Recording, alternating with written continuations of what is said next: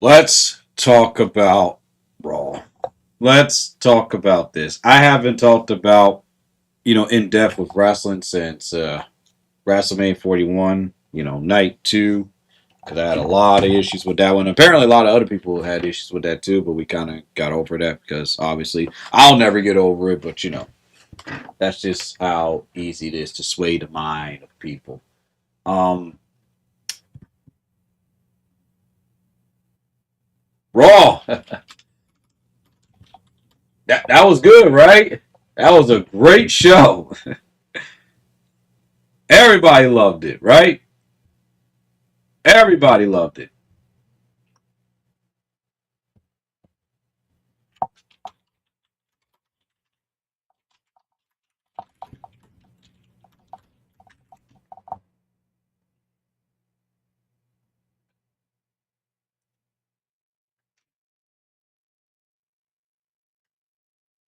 Everybody loved this show. Everybody thought it was one of the greatest shows of all time. Am I right, guys? This was a good show. I loved the tribute to Sabu. That was awesome. So I'm thinking to myself, okay, so this was unfortunate, but we can truly honor this man if we go back to the roots. Paul Heyman's gonna come out. He's gonna, he's gonna wear the turban, a Sabu. We're gonna hear that ECW music. No Seth Rollins, no Braun Breaker, just him just coming out, stating how he feels about the whole situation. And then we get the big announcement that this Raw is going to be extreme. Dude, I was expecting to see fans wearing turbans and whatnot. Like, everybody's going to point their fingers up. It would have been awesome, right? I thought that's what that was going to get. You know, a legend like Sabu, I thought that we was going to get something like that. I thought, that's what we was going to get, right? Nah, we didn't get that. We got a tribute. We got the 10 bell salute like we always do. And then it's business as usual, right? Business as usual. I'm going to let that one slide because it's WWE. They're business at the end of the day. Anyway, and everyone did pay their respects outside of the show. It's just, why, man? Just why? Anyway, let's get started with the results. Hope y'all had a wonderful day. As you can tell, I'm feeling a little better. Still a little bit out of it, but I'm feeling a little bit better. Just how life is. We got Penta versus Chad Gable. Penta defeated Chad Gable. I thought he was Mr. Americana. So I guess they're done with that character. This is what I'm talking. I talked about this already. About the writing with wrestling. Like, it just, every time they do something right, they just can't help themselves but to do something silly. It's just the way they are. It's just how they've always been. I don't get it. Like, Penta versus that's the best they could do. That's the best they can do. And of course, it's a squash match. It's not like it's not like it lasted a while. It was like what, 3 minutes. I don't get it, man. It's just like, how can you build up Americano, right? And then he just loses. It just, like, what are they doing with this feud? Like, they have him beat Ray Phoenix at WrestleMania Night 2, which made no sense whatsoever. No, you can't justify that. That man lost his first WrestleMania. Same with Penta. They both lost their respective WrestleManias. It's like, why even bring them on Raw and SmackDown? You should have kept them. You should have introduced them to NXT and then brought them to Raw and SmackDown. It was way too soon. I said it, everyone said it, but we were all excited, like, oh, Penta, Ray Phoenix. This was an okay match. We got War Raiders and American May. Who honestly cares? And of course, American May wins because, yeah, I guess. I mean, it's whatever. AJ Styles versus Finn Balor. Of course, this was a good match, but I felt like I've seen this before. Have you ever had like a feeling of deja vu, like you've seen this before? That's the issue with Raw. Everything about Raw felt like I've seen it before. That's what honestly irritates me. And none of these matches were extreme. Like no DQ. Like come on, man. We're talking about the legendary Sabu, and we couldn't even have like tables matches. Like I mean, like listen, I'm not even asking for barbed wire. I'm just like, really? What are you talking about? It was extreme towards the end. I'll talk about that in just a moment. Then we got Io Sky and Rhea Ripley versus Roxanne Perez and Giulia, and of course they defeat them. But I don't get the whole point of this. What was the point of this match? It's for Io Sky to get revenge. But don't you think it happened way too soon? Like, why is Rhea Ripley helping out Io Sky? She obviously wants something. Like it just. I don't. Well, if you paid attention to the Raw results. Yeah, let me just go back to the Raw results of what actually happened with this.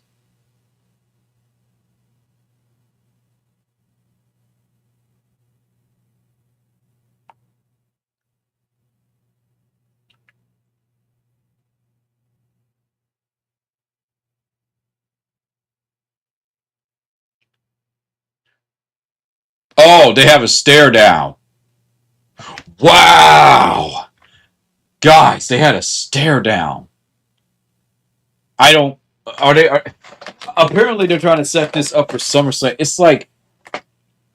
I can't believe I'm saying this.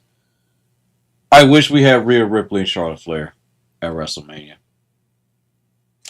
Yes, I'm glad. I'm happy that Tiffany Stratton had her moment, but it's like Tiffany Stratton could have still had her moment against someone else, but it just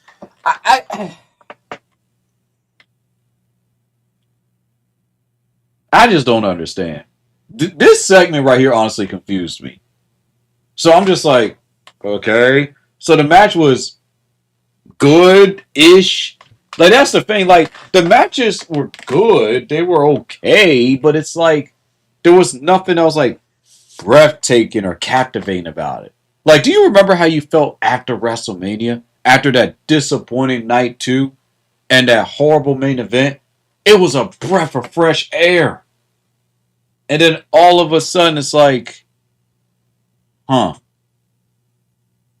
are they running out of ideas? Or maybe this is just what they thought was a good idea. I mean, the crowd surely loved it, but those other fans were just like, huh. CM Punk dressed Seth Rollins and his friends. And then Jay Uso appeared on the show just to get. And then, of course, there's a brawl between Seth Rollins' tag team that has no name. We don't even know the name of it. We don't even know why Seth Rollins betrayed everyone. It's just the whole thing is just so stupid. The whole Seth Rollins heel turn is dumb. It makes no sense. It's just it's silly. And then of course Gunther confronts Jey Uso. I do not want to see a part 4 of Jey Uso and Gunther. I don't understand why we're getting a part 4. Can someone explain this to me? Can someone explain to me why Gunther is so obsessed with trying to get his rematch against Jey Uso? This is what I don't understand about these wrestlers. Like I swear they act like they have amnesia.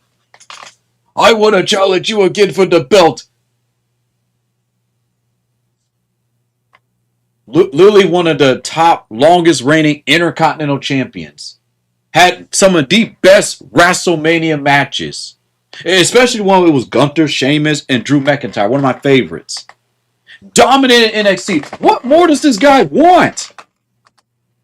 Jey Uso waited patiently and worked hard for 10 years to finally, become a World Heavyweight Championship for the first time in his life. And here WWE is trying to like take it away from him. Like this doesn't make any sense. This reminds me of the Kofi Kingston situation where they had him, be champ.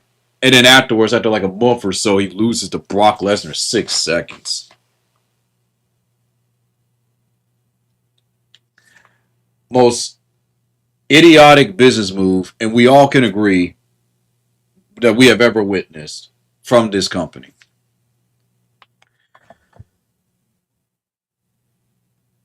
Oh, did something else happen, guys? Did something else happen?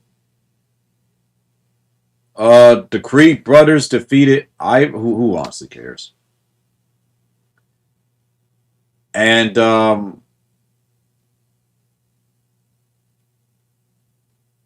wait, it is this Raw? I'm so confused. We got a Sheamus match. Hang on a second. Something's not right here. Let me double check here. I'm just so frustrated with this Raw that I don't even care. Give me a sec. Styles, Nathan Balor. Rusev. Oh yeah, Rusev promo. Who honestly cares? They should have just had Rusev just have a feud with someone. Uh, okay. Oh no, my apologies. My apologies. Yeah, see, this is why I don't like the AI overview because it's ridiculous. It doesn't even make any sense. Uh, I, I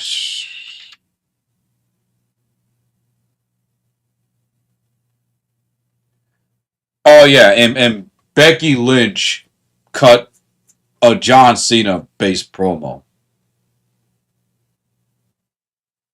She cut a John Cena based promo talking about how she doesn't care what the fans think and oh she's gonna make the women's time in that locker room. Oh my goodness, this was cringe. This is coming from a wrestler that I defended when all the other YouTubers were like, "Oh, she's cringy and all that stuff." And I was like, "Oh, come on, guys, come on! Like, give her a chance. It's been 10 years, man. She's stuttering. It's just, it's so embarrassing." Everyone in the comments was talking about, "This sounds like John Cena. This sounds like John Cena. This sounds like John Cena." It's like, oh goodness gracious, like, uh, this is just this Raw. Honestly, was predictable and it felt rushed. And I get it. I believe it has something to do with the fact that when Sabu passed, everyone's just like, "Oh, we gotta, whatever." But I don't even think it has something to do with that at this point because I feel like this Raw was planned this way. And if someone planned this Raw the way they did, it was terrible. Okay, I won't say it was fully terrible. It's average. No, it's stale. This Raw felt stale. I felt nothing watching this Raw. I felt nothing. Oh, wait, I didn't even watch. I just saw the highlights, and even after just seeing some of the highlights, I felt nothing. I just it just felt stale. It felt like a repeat. It felt like a rerun. Like if you were to watch last week's Raw and then see this week's Raw, you'll be like, "Wait a minute, have I seen this before?" Yeah, yeah, you did. You seen it before. It feels like it. But the one thing that just doesn't run right with me is Jay Uso and Gunther for SummerSlam. Why? Why? And if they're trying to strip the belt from Jay, why? Again, makes no sense.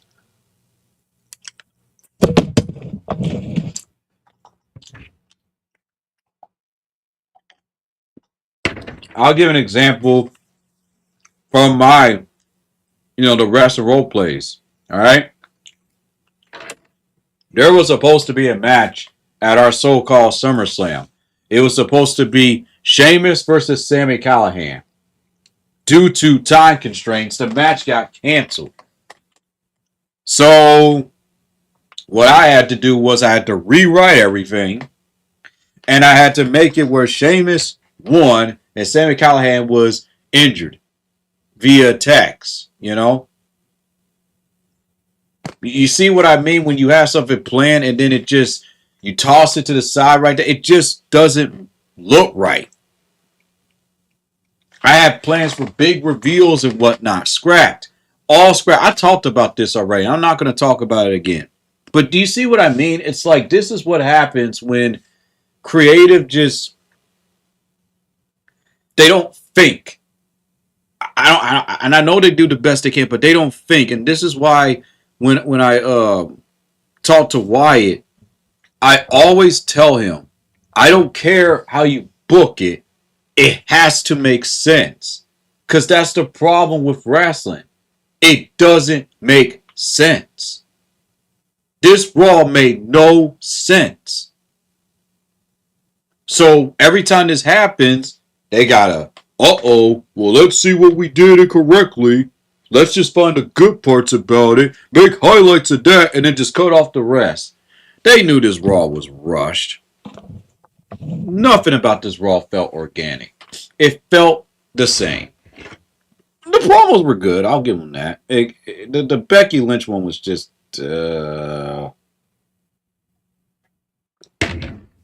I don't know what to expect from that. I mean, did I really expect anything miraculous from that? I mean, she tried.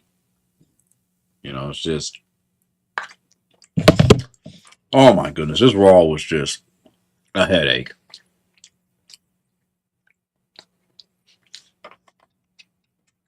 I am disappointed that we didn't get a bigger tribute to Sabu.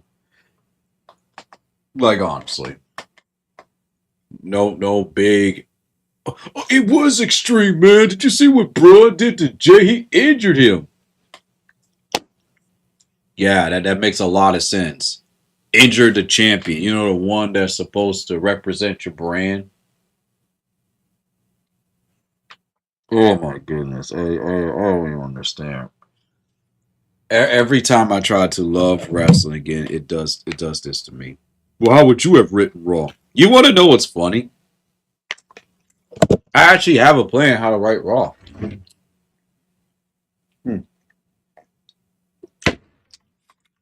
I already said it. It would be all dedicated to Sabu. The matches will be extreme. It would just be a dedication Raw. There'll be like, little segments, dedicated to Sabu. Extreme matches. Everyone will wear the turban. There'll be a women's extreme match, a men extreme match, a tag match. There would have been some emotional moments. And then towards the end, it would have been a big main event. I don't know, TLC. Not still, it doesn't have to be like anything too extreme, but hey, they could have done a barbed wire match. They could have had Penta versus a mystery challenger doing a barbed wire match. Those guys can handle it. They've been in extreme matches before. They could have done something big for Sabu. And then after that, that would have been it. And then they do the same thing for SmackDown. Because whatever this mess was, made no sense. And guess what? I'm confused. The whole Raw confused me. I'm just like, I'm not even frustrated. I'm just confused. Like, okay, we got Io Sky and Rhea Ripley. Okay. Sure, I guess. But someone else also wants to go after Io Sky. I don't get it. Gunther wants to face Jey Uso again for the 4th time. Sure, whatever. And Penta beats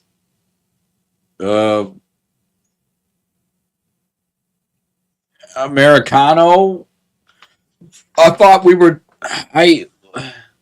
Well, he's still Americano. They just call him Chad Gable.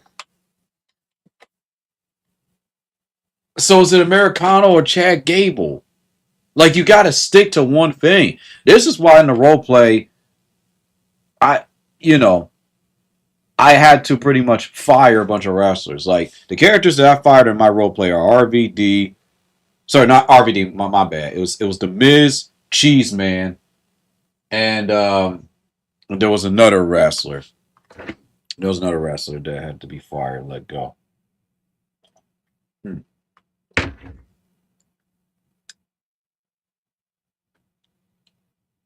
I think that's it. Just those two. And then in the storyline, RVD is going to pretty much have his last match, and he's going to leave for New Japan Pro Wrestling or AEW or wherever he chooses. Because I got to look at the current roster all over again, and I got to ask myself, well, since we're only focused on WWE, how am I going to book this? Oh, I'm sorry, I don't have to worry about booking. I just, how am I going to improve this? Because every time because like the only thing that our storyline has is the Rainbow Army and the Bloodline. And eventually that's going to get boring. I already can tell right now, that's going to get boring. That's going to get stale. I mean, we got the evolution, and we got some hints and moments of, the Y family, which is good. Godzilla does a great job with that. But it's like Rainbow Army this, Rainbow Army that, Rainbow Army this, Bloodline this. And it's like, we got to branch and do something else. That's why I put together I'm throwing ideas. Tag tournament. Let's introduce a new title. Let's bring comedy skits. I'm trying to do anything and everything to try to make this interesting. But no, it's like every time I try to throw something out there, it's rewritten. So it's just. But you know what? It's fine. It's fine because at least we could probably write a better show. Whatever this was. This was not good. I'm sorry, this was not good. This felt like a repeat. They should have let Gunther. They should have just let the Gunther segment out. The Becky Lynch promo should have been left out. There's so many things they could have removed, and it would have made this Raw better. And the main focus should have been Sabu. I don't care if WWE has issues with Sabu, but they should have at least done something.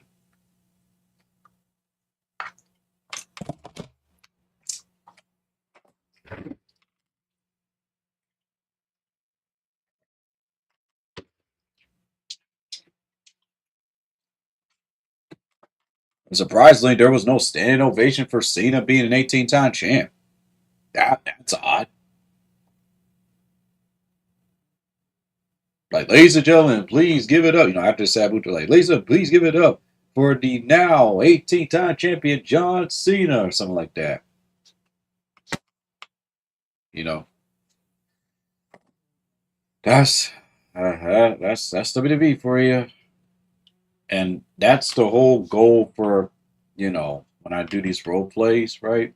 With Wyatt and them, is I'm trying to do something different from WWE AEW. I watch how they write their stuff, and I look and I say, well, that makes sense. That doesn't make sense. And if I notice similarities within what we do, then I'm just kind of like I facepalm really hard because I'm like, oh no.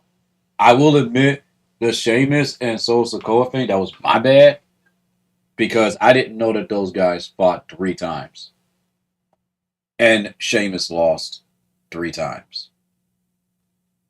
So, and we try to add like little elements of what happened within the wrestling world, IRL, to the role plays too. So that way it's a little bit more authentic. At this point, man, because I'm honestly getting kind of tired of the Rainbow Army thing because there's really nothing going for it. It's Syra and Wyatt cutting promos, and I'm just talking about this from a fan perspective. You got Wilkins who's just brooding all the time. It's like I get it with the character, like he's holding the belt, and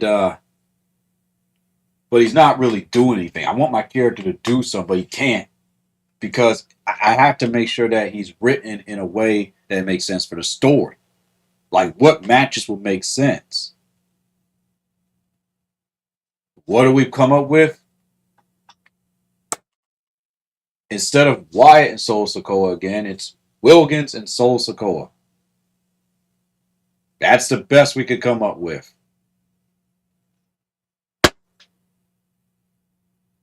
And honestly, and I won't be surprised if it's just a regular singles match. Because, yes, or bloodline rules.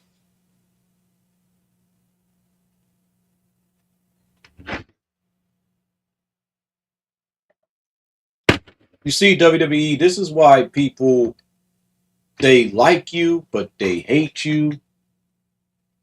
And it's just like, this is why, because people really want to watch your show. I want to watch your show.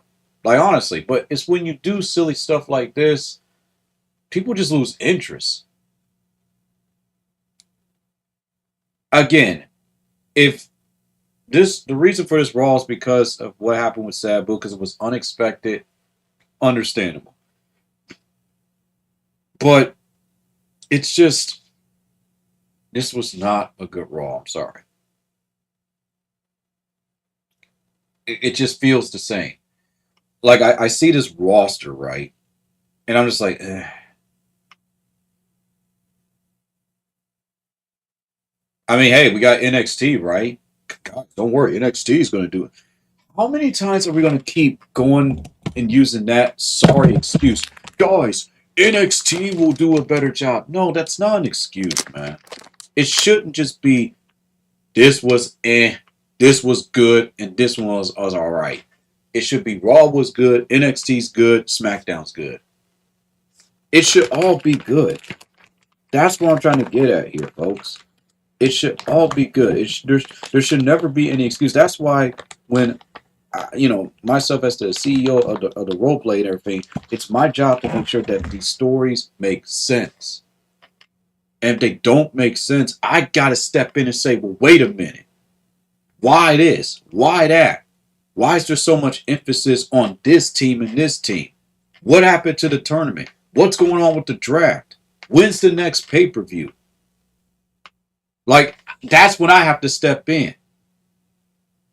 It's starting to become too much because apparently I don't want to book anything. And I don't just want this to grow stale because this Raw was so stale that it started to remind me of like, well, let me check and see how we're doing our role plays. Like, it's weird because it's peculiar because when I look at how I write my shows, I'm like, okay, I think about branching story. Well, it does make sense, Wilkins, because Io Sky and Rhea Ripley is something that people want. Well, then what was the point of that tag team attacking Io Sky did from last week? It was to build tension. No, it was just dumb writing. It was just dumb writing. And it makes Io Sky look weak. And Io Sky is far from weak. And if you want to know why I get so frustrated, look at New Japan Pro Wrestling. Look at how Io Sky was booked in New Japan Pro Wrestling. Like a beast. Okay? NXT, like a beast. What is it with these NXT stars when they go into Raw and SmackDown? They either have these goofy gimmicks, they act as if they can't cut promos anymore. It's just, I don't get it. Vince and Kenny McMahon is no longer there anymore. He's not there anymore. So what's the excuse? Again, if it's because of Sabu's death, understandable. That's why I'm trying not to be so hard on this Raw. Really not. Because I know my broski, he was there live. And I know he pretty much loved every moment of it. But somebody like me has to step up and say, nothing about this Raw made sense.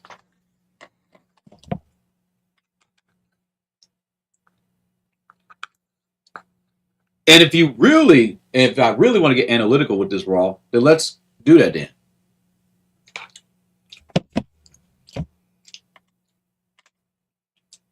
If Paul Heyman comes out, confronts Jey Uso talking about Seth Rollins wants to fight Jey Uso for that belt, and Jey Uso says it's on site, right? Whatever. They're like, yo, yeet and whatnot. That's cool. Why is Braun Breaker attacking Jey Uso, and why is Gunther coming after Jey Uso?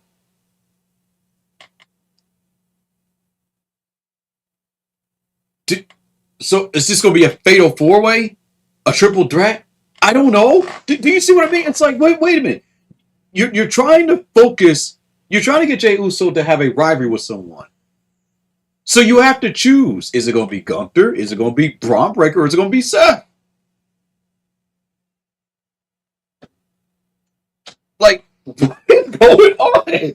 That's like, if you know, in the segment for tomorrow, right, for our little role play, if I cut my promo and I get attacked by Solo, then Jacob, and then no, the Fatu brothers and Jeff Cobb all at once, and they all talk about they want to challenge me for the belt. It would make zero sense.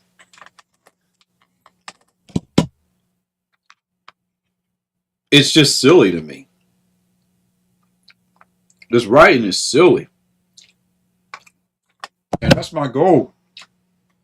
Is I spot for silly writing or moments that or segments that don't make any sense.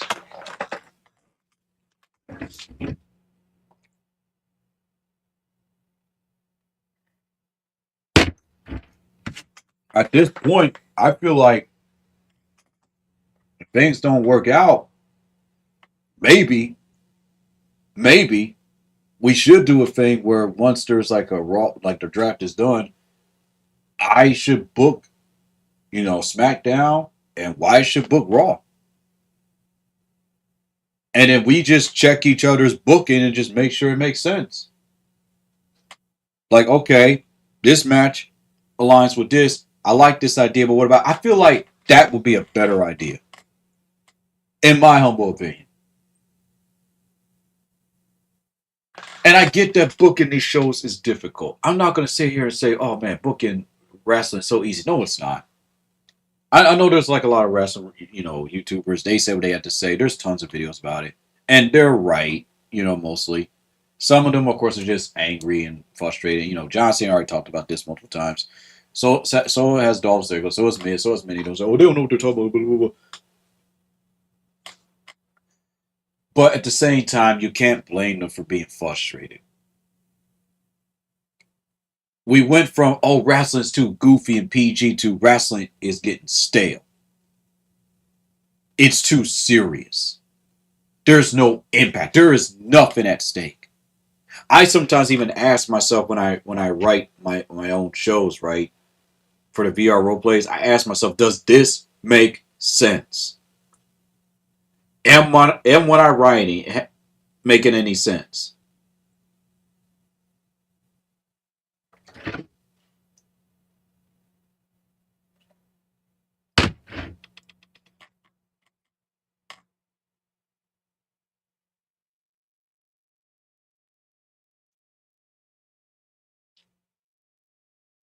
I just don't know anymore, man. I really don't. This Raw was just goofy. And then here's what I don't get. Rusev, who should be in NXT, in my opinion, until he's fully established again, shows up to Raw. So he keeps cutting these little promos. I I don't get it. He comes, I'm excited. Then he comes, and like, huh?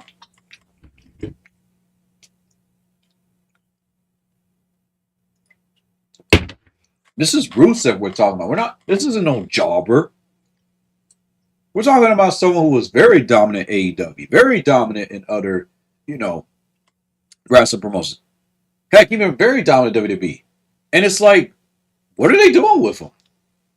They're having him cut little promos about he's gonna crush and destroy. It's gonna be a great Rusev. Like, come on, man.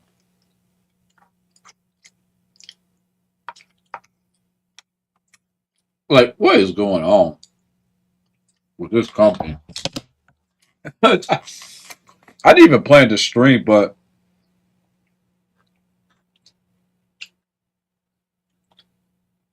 I just don't get it, man.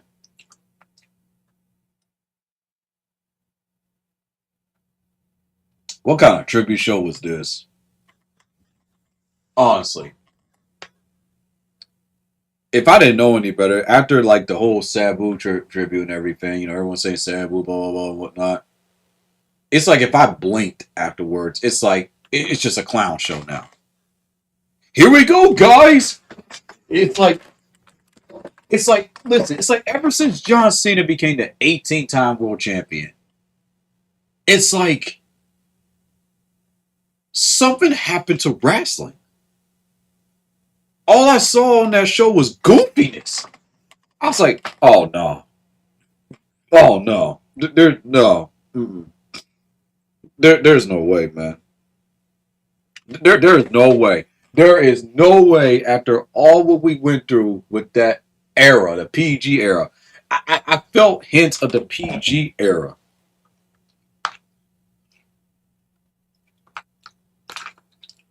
Man, we just talking about there was chair shots and there was this and this. It was good, man. You just don't know what you're talking about.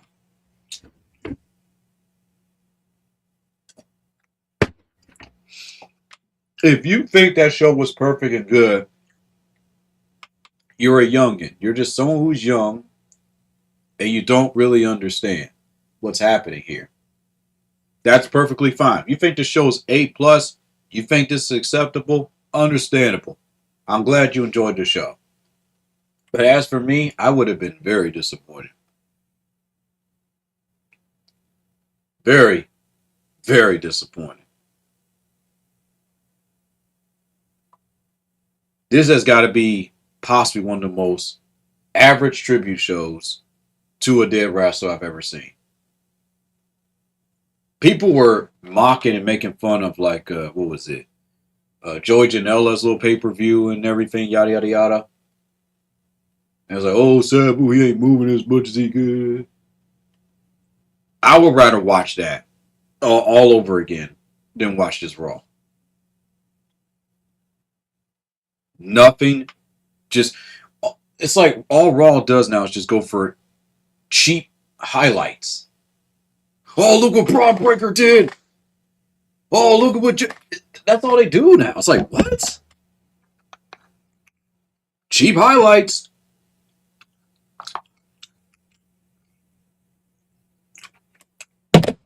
Oh, there goes that highlight. And there goes that highlight. But what do I know, right? I'm just some pawn that's just sitting in a comforter chair and you know, talking about this. I mean, what do I know, right? What do I know?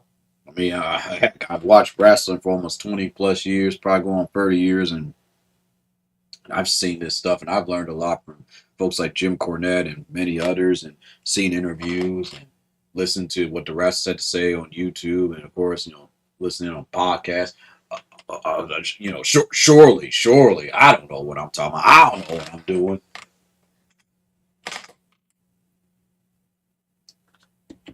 But I mean, if this is the best they could do for the legendary Sabu, I'm embarrassed. That's all I gotta say. I am embarrassed.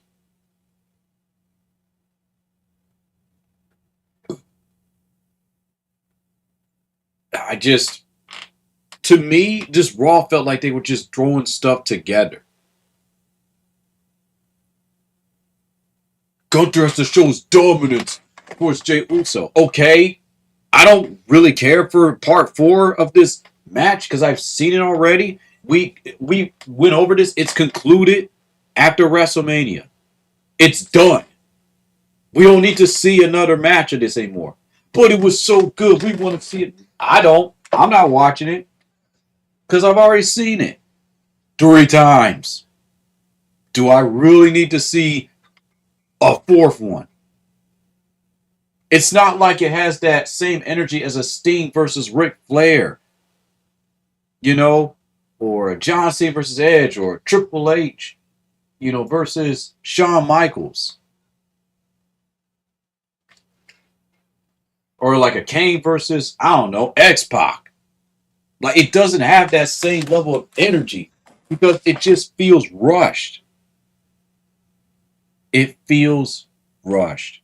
That's all I'm saying. Like, unless I missing something, maybe I need to go back a few episodes. But it's like the story should be put so well together that even if you missed episodes, you will still know what's going on. We still don't know why Seth turned heel. We still don't know why Becky turned heel. Their reasons make no sense. Have you ever noticed that with heel turns? Like, I'm going to say this 50% of the time, heel turns don't make no sense. And then it's like afterwards, either that wrestler stays a heel because they actually did a good job like fixing up their story, or the wrestler goes back to being a face. Like, remember Stone Cold's heel theme song? And how everybody was like, what is this? I don't care if I get a copyright claim. I really don't care. I'm gonna play it for y'all. I'm gonna play it. Everybody heard this and was like, what was this?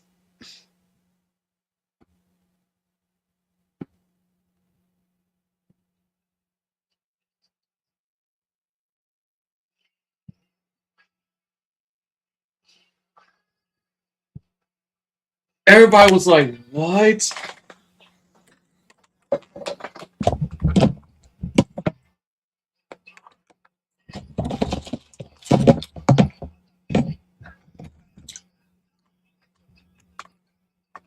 Like, what is this? The fans were just so confused when they heard this song. I was confused when I heard this song. I was like, huh?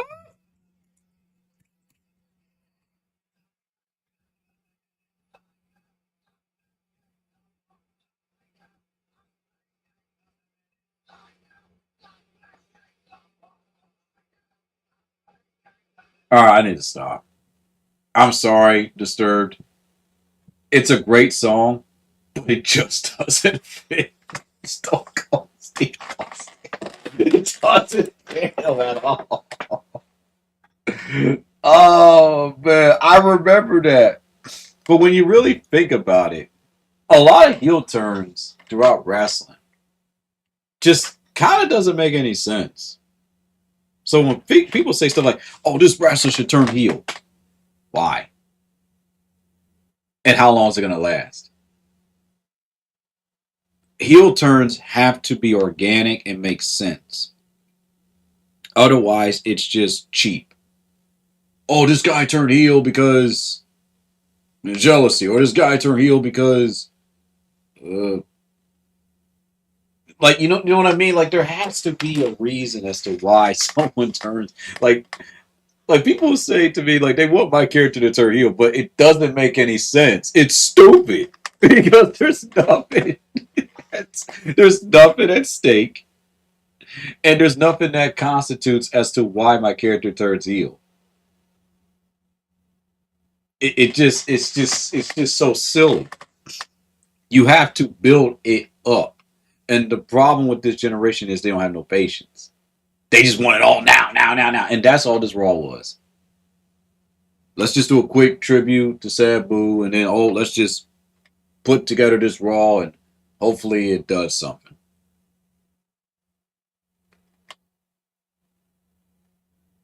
The thing with this Raw was it's not terrible.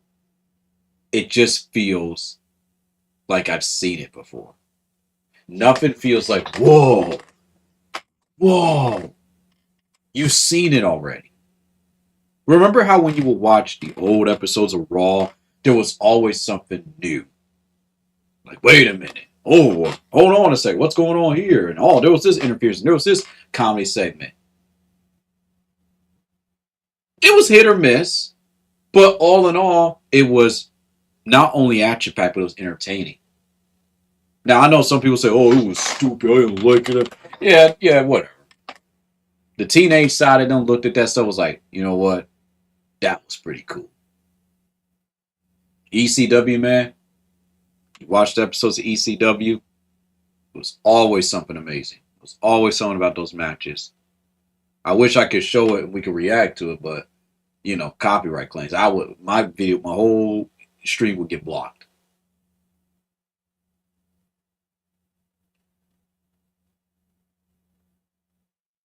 I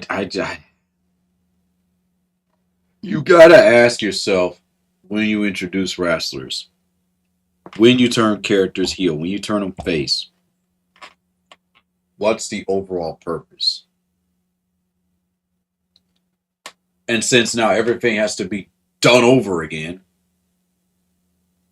it's like I'm at a point where I'm just like, well, there were issues back then, and there's issues now because no one's really listening to one another. We got this tag team, and it's just like, well, oh, they should win the tournament. Why? What? Why? Because it's already. Because so you want us to redo a storyline that's already been done 100 times by other promotions. It's been done to death.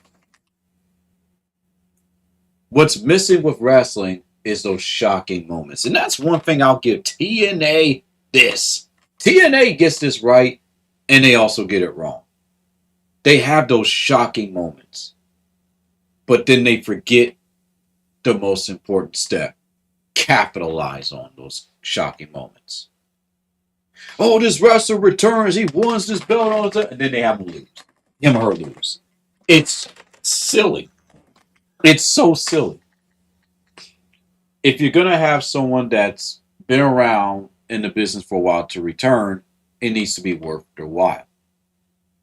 Because again, as we've learned from the legendary Sabu, you don't know how long these wrestlers are gonna last. We are lucky that Sabu lived to see 60, especially with all of those injuries that he suffered throughout his life. But whatever, I guess. How would you rate this Raw? I give it a C plus because it felt stale and it felt the same. Oh, don't worry, the promos sound great. The action looks good. But if you really look closely and then you compare it to last week's, I promise you're going to have a I think I've seen this before moment. And that's not a good thing. Imagine, watching your favorite anime and they hyped up this next episode. But then you learn that the next episode is the same thing from the last episode, except they just add a few more scenes. But you wouldn't know it because, they added like all of these, like all this extra backstory. That's what they did here. Oh, and of course they had like a little tribute, you know, towards, the beginning. After, they give a recap and then the opening and whatnot. That's what Raw felt like. It didn't feel organic. It didn't feel like, wow, this was definitely worth my time. You wouldn't have cared if Sabu didn't pass away. Actually, I would have cared. The only thing, honestly, that would have bothered me was the Jey Uso issue. Other than that, I would be like, oh, yeah, it was all right. I'm tired of saying that it was all right. I want to say it was amazing. I want to say it was glorious. I want to say that, wow, that was a well written show. You cannot tell me that anything about that Raw was amazing. Was like it's never been done before. I mean, you go ahead and lie to yourself and say, go ahead, listen, I did it. I've done it. I've done it before. I've done it before. Oh man, ECW One Night Stand 2008 was one of the best pay per views ever. It had its issues. I ain't hate it, but it had its issues. It definitely had its problems. It could have been booked better, but it is what it is.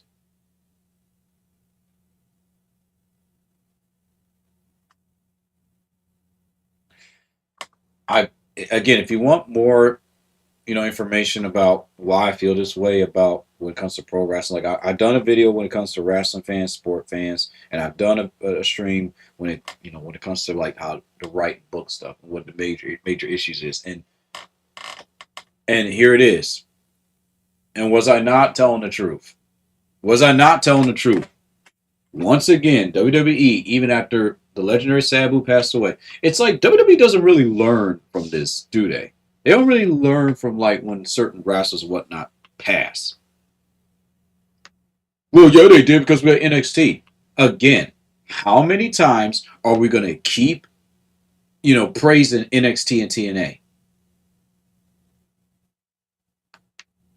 Because NXT and TNA has always had like good or decent matches, but nothing to capitalize on when it comes to story. Name one TNA storyline that is relevant right now. One. I'll wait. Minus Joe Hendry. I'll wait. Exactly. Because TNA still doesn't understand how to capitalize on that. Oh, here's a good question. Name one relevant storyline in AEW. They don't even know what to do with MJF anymore. The guy is such a talent. They don't even know what to do with the guy anymore. They don't know what to do with him. Let me look up and see what's going on with AEW.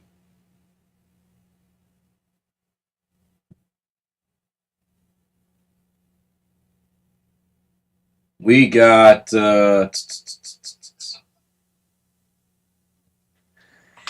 let's see, we got Heyman Adam Page feuding with Will Ospreay because sure.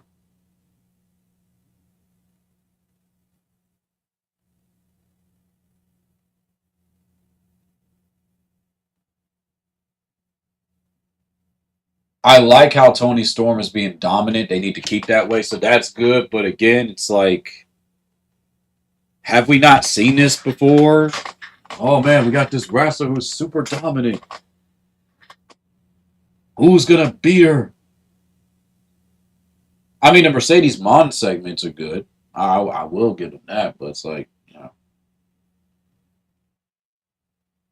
women matches are pretty good. But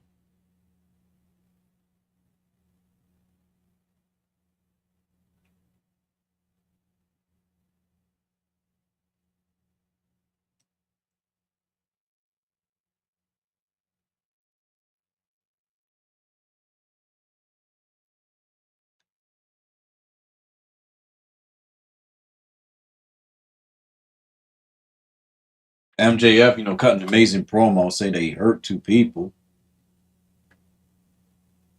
Just make them be a part of Hurt business already.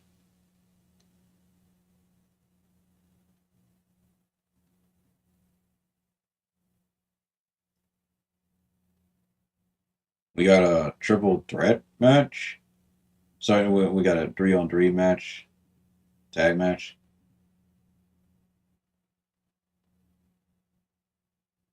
and somehow, some way, the team with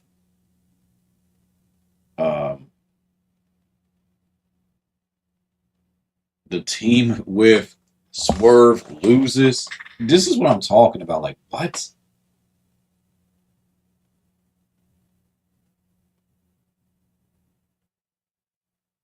Why are MJF and um, Will? Why are MJF and Will Ospreay like having a confrontation when he's trying to get to the Hurt business and when he's trying to face Heyman Adam Page? Silliness. Okay.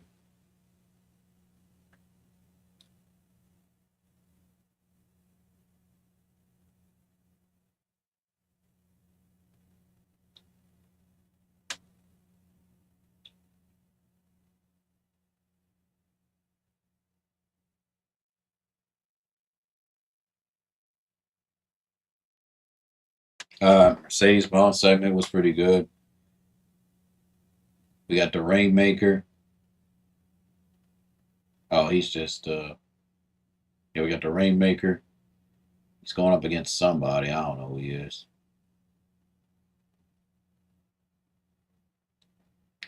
And that's good that they got making him dominant. And we got the main event being Samoa Joe versus Cesaro which is interrupted. Wait, did he win? I'm checking the highlights real quick. Yep, Samoa Joe won, and then of course he gets. Oh, never mind. Samoa Joe destroys Cesaro, and John Moxley's looking like, what am I supposed to do? Like, you see what about this goofy writing? Just this goof, like, oh my goodness. I don't know whose writing's more goofy. Is it TNA's, AEW's, or WWE's? At least WWE's starting to make a little bit more sense. TNA's is just there. Like, they're really trying to push, you know, um, like, they're really trying to push Trick Williams to fight off against, you know, Joe Hendry. AJ Styles, they ain't really doing nothing with him in WWE. AJ Styles, man, come back to TNA. Help, like you only have to. You actually only have to fully come back to TNA, but just I don't know, go to NXT, right? Win your little matches, and then come to TNA. Because man, TNA needs AJ Styles badly.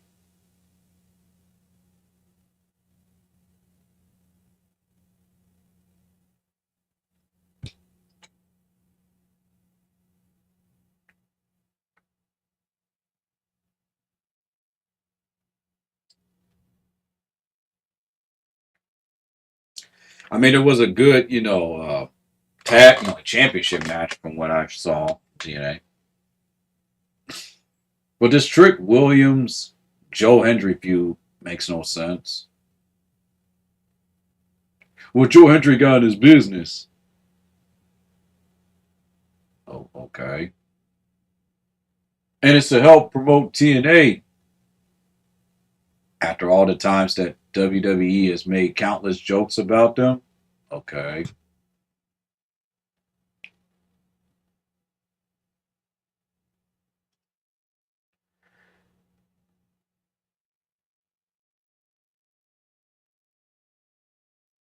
I'll say this once, I'll say it again. Booking shows isn't easy. It's difficult these days because you always got to figure out what makes sense. You know? Even Jim Cornette's even having a difficult time. Speaking of Jim Cornette, uh,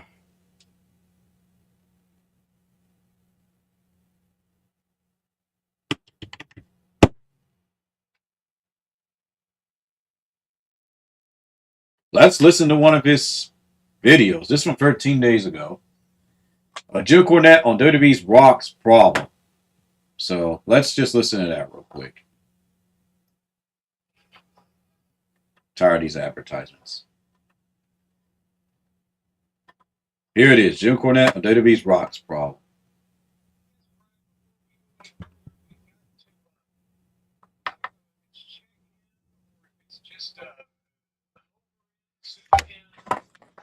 So yeah, I'm done talking about Raw. It's a C plus. Now we're just talking about just writing. This is consider this a part two.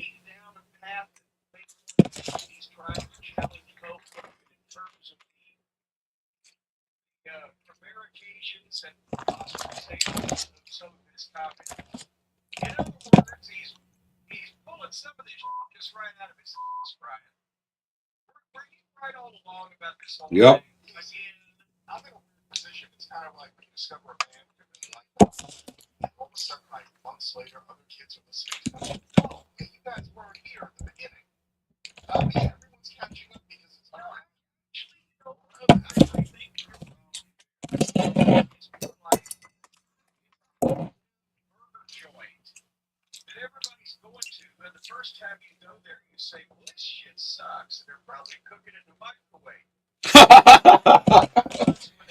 Good analogy.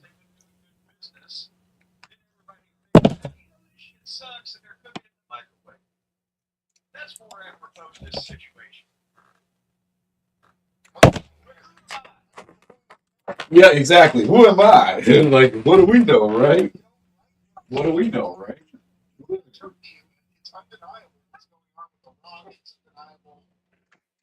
the short-term, the potential long-term issues they're going to have because of a weird dynamic that they put in place with The Rock there. Since we last discussed it in real time on the drive, you've seen some of the quotes, you've seen some of the different perspectives on this, correct? Yes, well, because when we were doing the previous show, we've been talking endlessly about that which was WrestleMania weekend, and then suddenly he's on the Pat McAfee show and he's blurting some things out that we're seeing in real time. I want to talk about that in more detail than we did previously, but also he's arguing on Twitter with what's his name? I thought when he was saying Dave, I thought he was mad at Uncle Dave. I thought that chain had been broken, but it's his Dave Lagana over at the Tustin Square, or what is it, Dave Lagana? I think it's LaGreca. I think he's related to that dog LaGreca guy. He used to be on WFAN. Then does that unfortunate show with Michael Kay. But yeah, he's on Sirius, I believe. Is he serious about it? Well, apparently he's serious about it. He's a wrestling fan. He was, like everyone else with their eyes open, he noticed what happened with everything leading up to WrestleMania and how disjointed everything got, and the disastrous feeling they left people with at the end of night 2.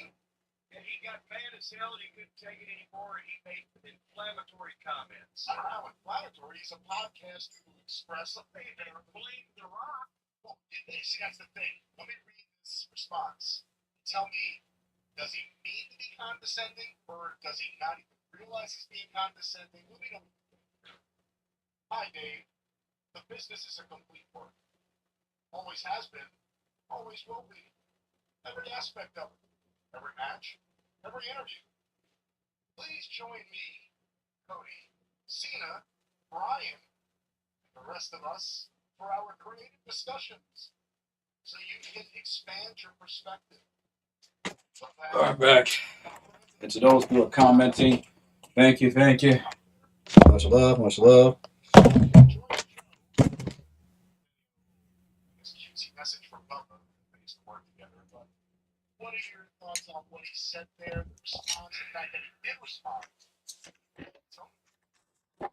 It blew me away when he said that he was just sitting at home watching WrestleMania Night 2. I still can't get over that. Like, what? Seriously? He's become such an auteur.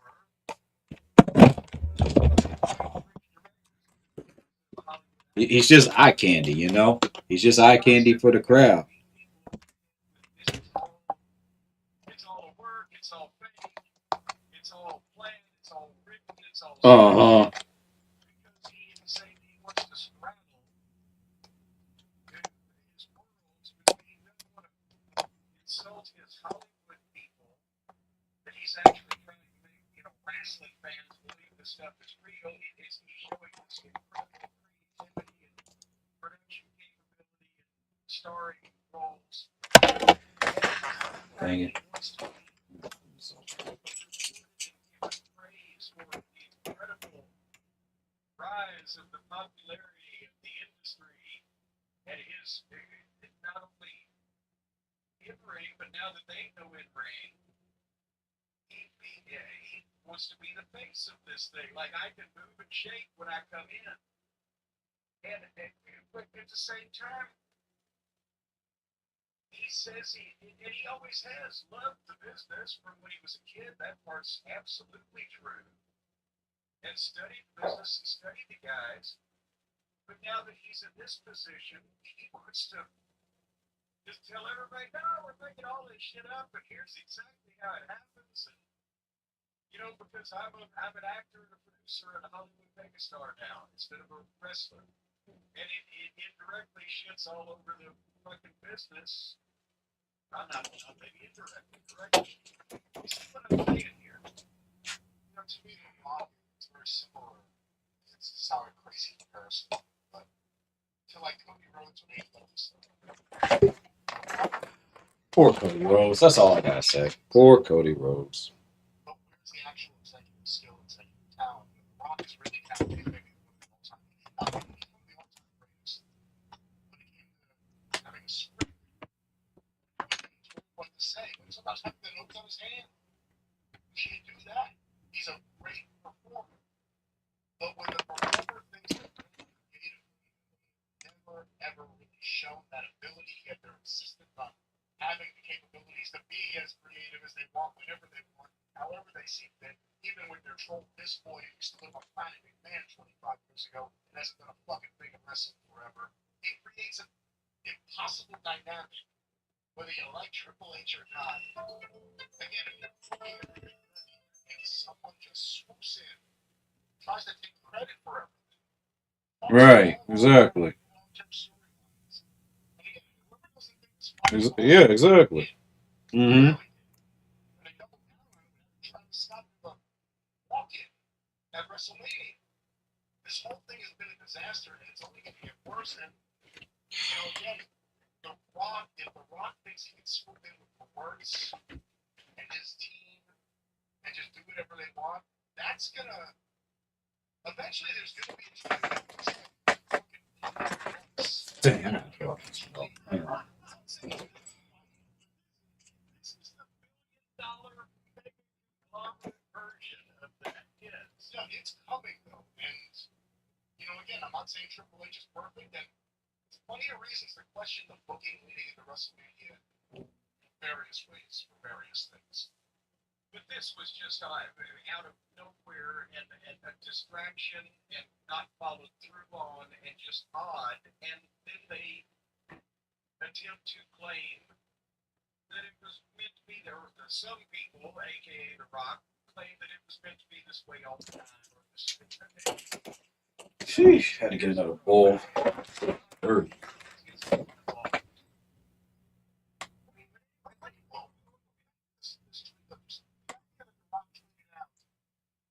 Condescending or not, the business is a complete work. Always has every aspect of it. Yeah.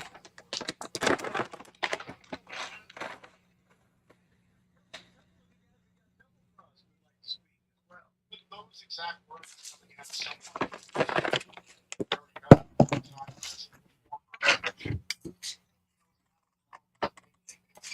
He says, "Oh, you manual. I'll come to see Uh-huh. relationship." That's one of the things that I wanted to mention. Because it wasn't the naked prices that was causing people not to come. It wasn't even anything causing people not to come because someone retweeted the folks at WrestlePix reports, right? And a tweet Right. like the end of January or whatever saw the Elimination Chamber had 26 or 7,000 fucking tickets sold already. They only had like 2 or 3 or 4,000 left available a month before the show. He's just only saying that to appease his stockholders of Hollywood. Saw Hogan's deal where the WrestleMania documentary where Hogan's deal was that, well, it's got the fans wasn't doing too well, so Vince called me and just stole it. Yep. He said this, and that thing came out. It was not weak. Nothing they were doing at that point was weak, as I recall. Weren't they selling a bunch of shit out still? Who knows, man? Who knows with this company? Who knows at this point?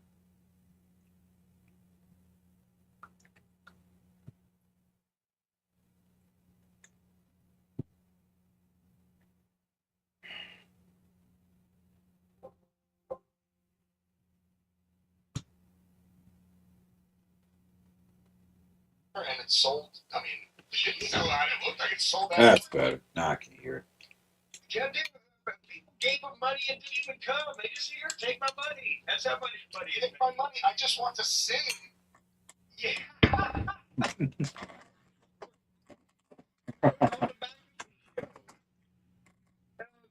Besides the overall theme that he's always doing that, well, it's all a carefully crafted and organized story that, where we write that whole Yeah. Totally. He told McAfee Totally. he wasn't Wink. at WrestleMania so as not to take the spotlight away from Cena. And Cena's the greatest of all time, the GOAT, right? Oh, they made sure of that. He's an 18-time champion now. Spotlight away from John Cena at WrestleMania, then why did he insert himself in the goddamn finish of the pay-per-view the previous month that was leading to the match of the goddamn? Do you see what I'm saying here? Didn't make any sense. I think they did it just so he could promote WrestleMania, but it still didn't make any sense. And if he could show up drunk to NXT, why can't he show up to WrestleMania? Yes. If he was in LA, there's no reason why he shouldn't have been there. I find that he was in LA just sitting there. He could have been there. Yeah. But it takes drive. You can sit in the back. Well, yeah. Yes. I mean, can he see over the fucking steering wheel? They're booster seats. They make booster seats for people. Oh. Uh-oh. It's The Rock. Uh-oh. You got your back online? But then also on the McAfee show, that's when he said, well, the advance was... Because he didn't want to handle that crossroads. He called me. We're looking for a way to, to jazz this thing up a little bit. Then he said he pushed the story that Final Boss wanted the soul of Cody Rhodes. But then he said, well, we tested it with the fans and found that a lot of the fans did want him to sell his soul to me. Where were they? What? Who were those people? Where were The those Smarks? people? I don't know.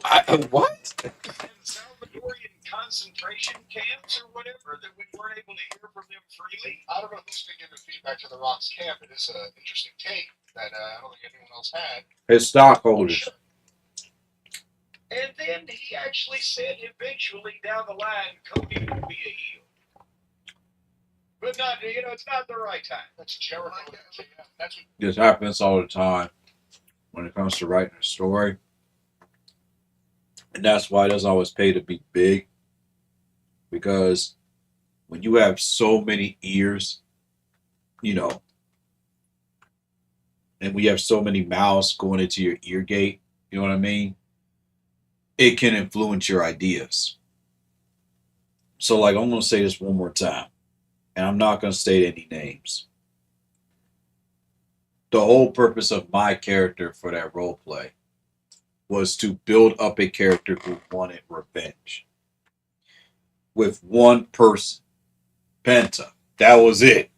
That was it. Then it was going to build up to the point where he learns information from Penta to expose a corrupt organization. And then that's when my character was going to call for help. He was going to get back at, what was it? I'm speaking from, the storyline I had. He was going to, win his friend back, Penta, snap him out of it, and then he was going to go up against, what was it? Uncle Howdy and win the Intercontinental Championship. And then, of course, it's Broski, was going to win the United States Championship. And then they were going to be the tag champs. And then eventually they were going to lose the tag champs to somebody. I was trying to build this up while everyone else can do their own thing, build their own stories. It didn't happen that way. That's why a lot of what happened, and it just... But this happens all the time within wrestling. People can't, seem to come to one accord because it's just too many. It's just too many people, too many cooks in the kitchen. It should just be, here's some ideas, yay or nay. And you know what? That's what I'm going to start doing. And that's honestly what I've been doing. Because when I put my ideas out there, it's so it makes sense. So that way it continues the story. Not, oh, here's a match, that's it. And that's what happens. Rock with his big old ego inserting himself to the story, and it made no sense. Oh, our story has just begun, and nothing happened. Imagine if The Rock interfered and caused Cody to lose. We would have Cody versus The Rock. And of course, Cody would have beat The Rock. But then Roman Reigns. Or you could have The Rock beat Cody. I don't know. But then Roman Reigns comes. So you see what I mean? Like it can't happen so suddenly. It has to be built up. So, but anyway, let's continue. Jericho did that. Yes, to cut his legs out from under. So now, so the fans that are listening to rock, oh shit, we shouldn't trust Cody. It's going to happen anytime. See, it's one thing, The fans hating Cody makes no sense at all. It's one thing if he wants to Same go with out there and fans say hate CM too Punk. much, but it's another thing when you throw someone under the bus like that, because that's what that is. Because once you plant that seed in people's heads, that the boss of the company, or one of the bosses, or if you believe bullshit, the final boss, Ari signs the checks. Rock doesn't sign the checks. The final boss is saying that Cody's going to be a remarkable bad guy, or whatever he said. All that does is make. He's already done that before in New Japan Pro Wrestling when he was part of Bullet Club. So it makes no sense for him to be a heel when he's already over as a face. For it to happen. I swear, like WWE acts like they have amnesia.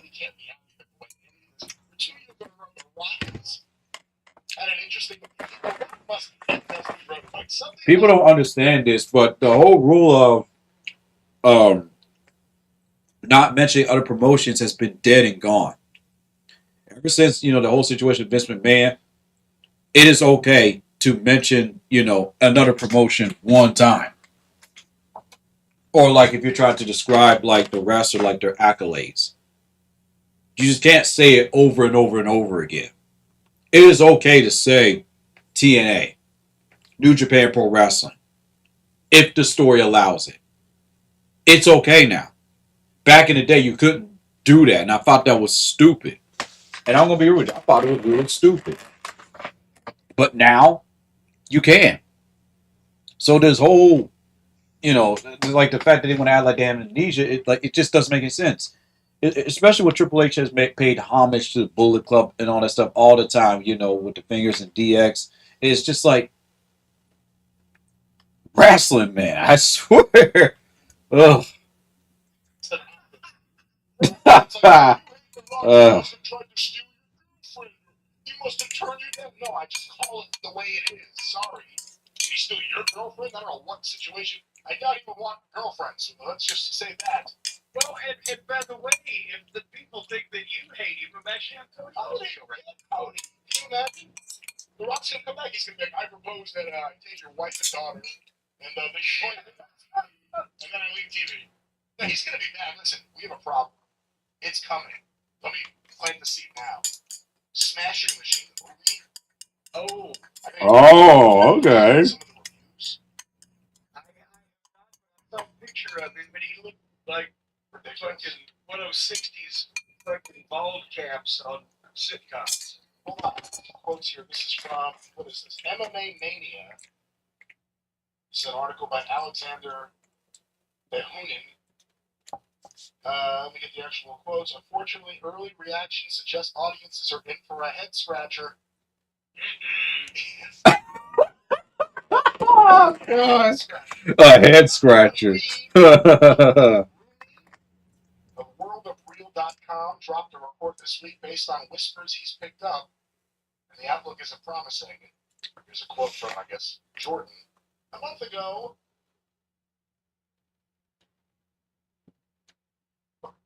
Benny Safdie's The Smashing Machine screamed for a lucky few.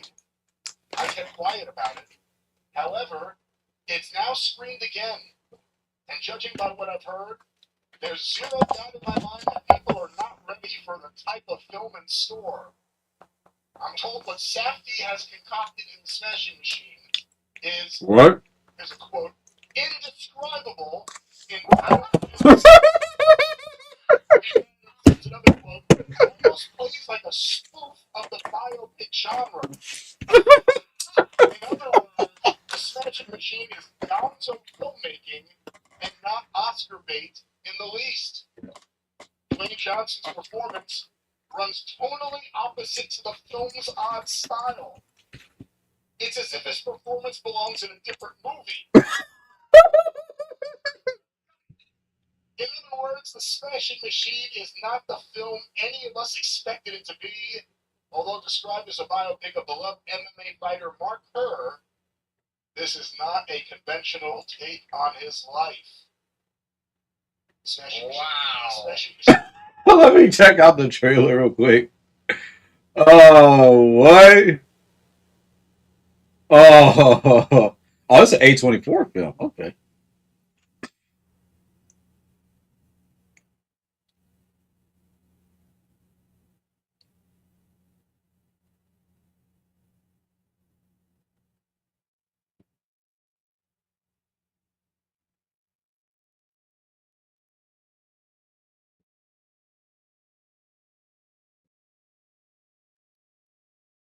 probably looking at my eyes.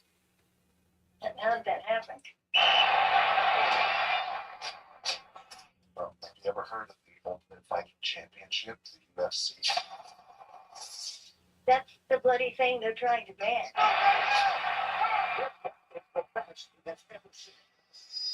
Do you hate each other when you fight?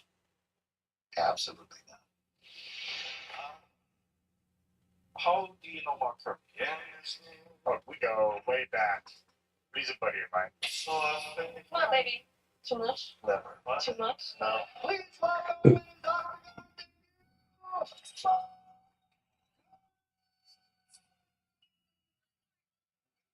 best there is. What am I looking at? There's no other highlight. No contract, no money, no money. Do you have any stronger pain medication? Advil? Advil? Okay. Yeah, handing them out. Let's all get in. Let's all, everybody get in. Hey, Don, can you take this picture for us? Yeah. What do you think at the beginning of the fight? Simple. Am I going to hurt him before he hurts me?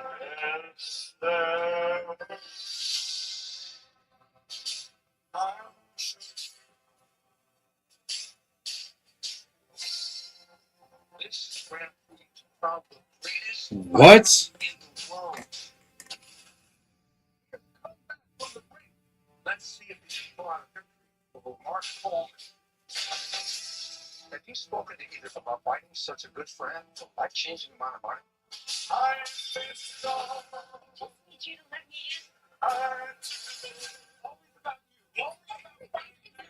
in.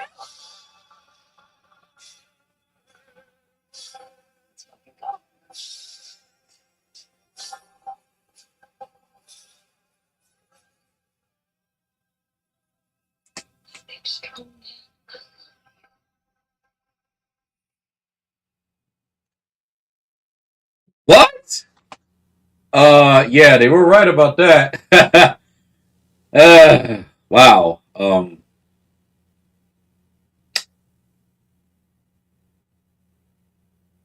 It felt like I was watching something that was directed by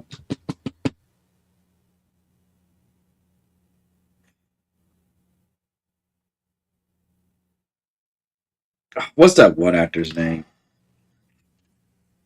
Oh god, I forgot. I got his name already. Oh man, the one guy who made that one movie where he wanted to save the world. It'll come to me, but oh man, that's what it felt like. Wow.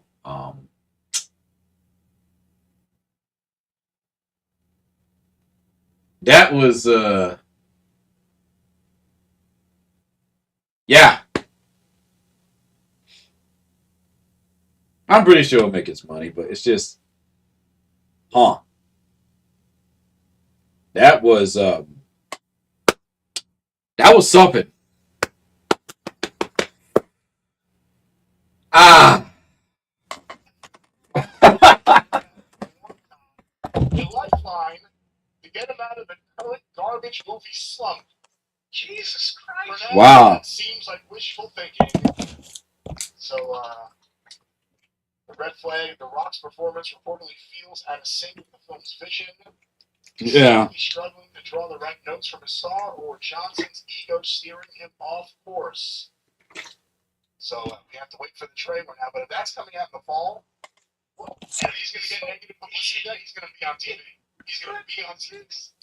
But think about this. Is this thing like a goddamn one of the movies the castaways made on Gilligan's Island with the movie equipment they found floating in Neil Breen. Neil Breen. That's his name. Neil Breen. incomprehensible? I absolutely want to see it now.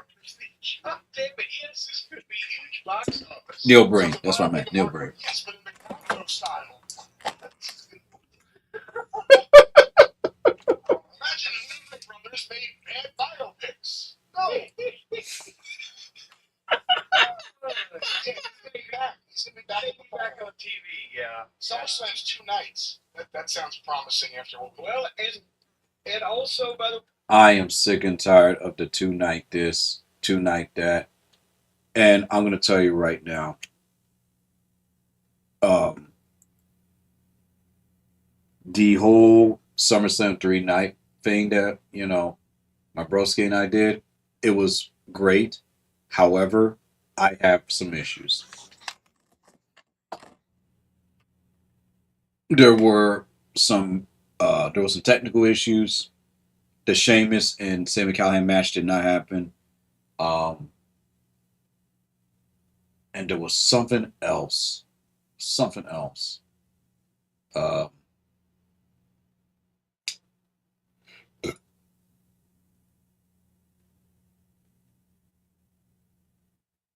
there was actually something that happened in the women's championship match that was actually off script. Well, I won't say off script. I don't like using that. But it was definitely like off of, the planning where Syra actually screamed at me. And I played it off. I was just like, yeah. And I'm not going to lie. When that happened, I was just like, okay. And I'll never forget. It was like, you're, let me have my moment. Let me have my moment. And the moment she screamed at me, I just kind of like froze and I just thought about it. I was just like, I don't even know what I was trying to do or plan here.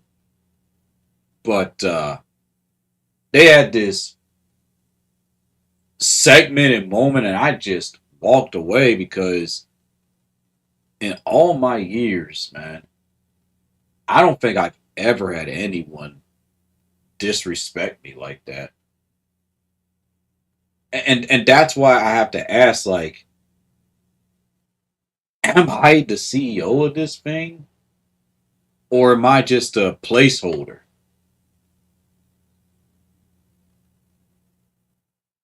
Like, one part of me was like, wait a minute, huh? But then the other part of me was like, I get it. So it's like one part of me was like, well, where was this intensity before? And then the other part of me is like, huh. Also, another thing that I didn't like was during my whole big moment, I was told, do the rainbow bomb, do the RKO. And I'm like, and I get it because I'm part of a tag team, but it's like, and I understand tag teams have to do similar moves, but I didn't approve of those moves. Those were pushed on me in Siren. And it's just like, okay, so now that's just what we do now. That's part of our signatures. We do the rainbow mode and we do the rainbow KO. I'm sorry, RKO. So I really didn't like that at all. And then there was something else that happened. Um, oh yeah, the that little match that I did that I prepared. Well, I'm not gonna lie, I could have prepared for a little bit more. I could have exercised and worked out more, but I dealt with a lot of IRL stuff that happened. That match was supposed to last for 12 rounds. That's why I wanted everyone to get on around 6:30 so we could start at 7.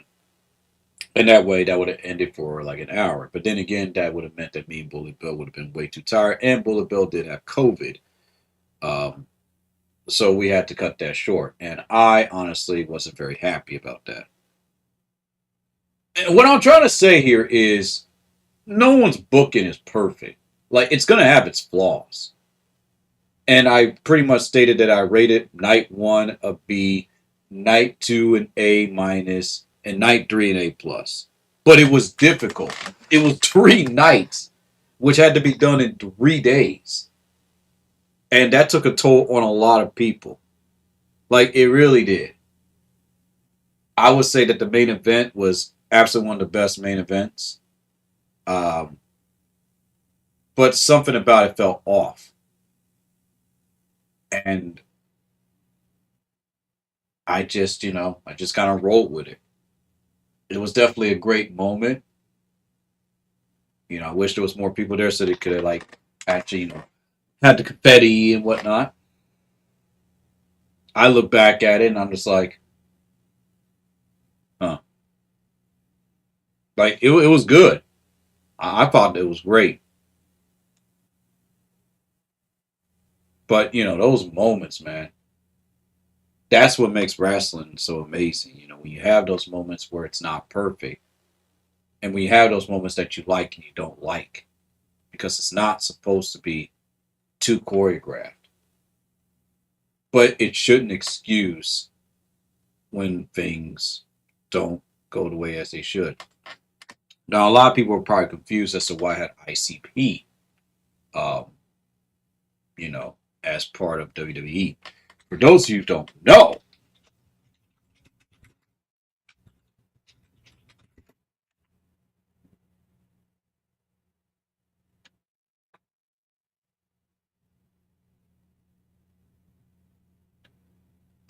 ICP actually wrestled with the Headbangers on October 5th of 1998.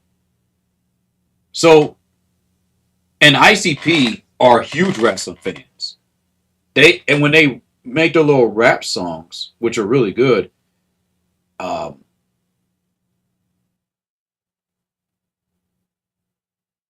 they dedicate a lot of it to wrestling.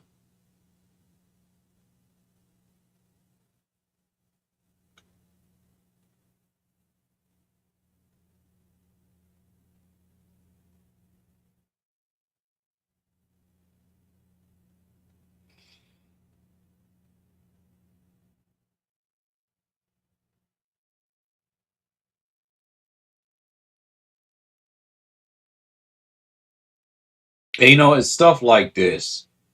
Apparently, this was from 2 years ago.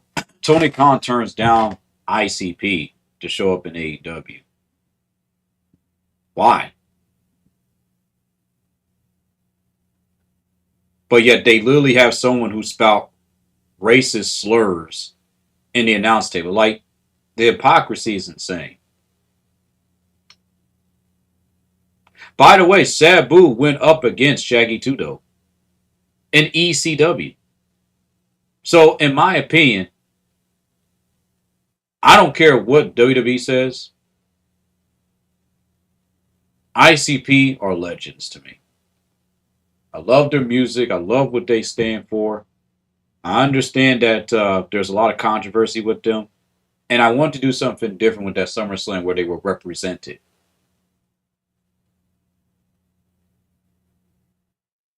So, and they've been around.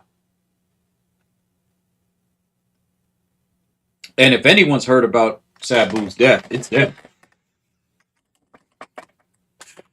And I'm so proud of the fact that they still, you know, host their own little show. And, they've learned from their mistakes. And they don't really care if it's successful or not. They just do it because they really love wrestling. And see, indie promotions like that, I can't help but respect. Now, we're talking about for those that want to make money, they don't really have an excuse now, do they? That's why people, like the Brad Rules and, Jay Rance when he used to do, when he used to talk about wrestling Jesus, and General Jerry, and of course, a legendary, uh, YWC member who passed away years ago, Charlie Rance. That's why they're so passionate when they talk about wrestling. Bruce Blitz, he literally said he's done. He's done. He already knew that John Cena was going to break Ric Flair's record. He was like, man, the moment that happens, I'm done with wrestling. He meant it. He's been done with wrestling. Tyrone Magnus barely talks about wrestling anymore unless it's requested.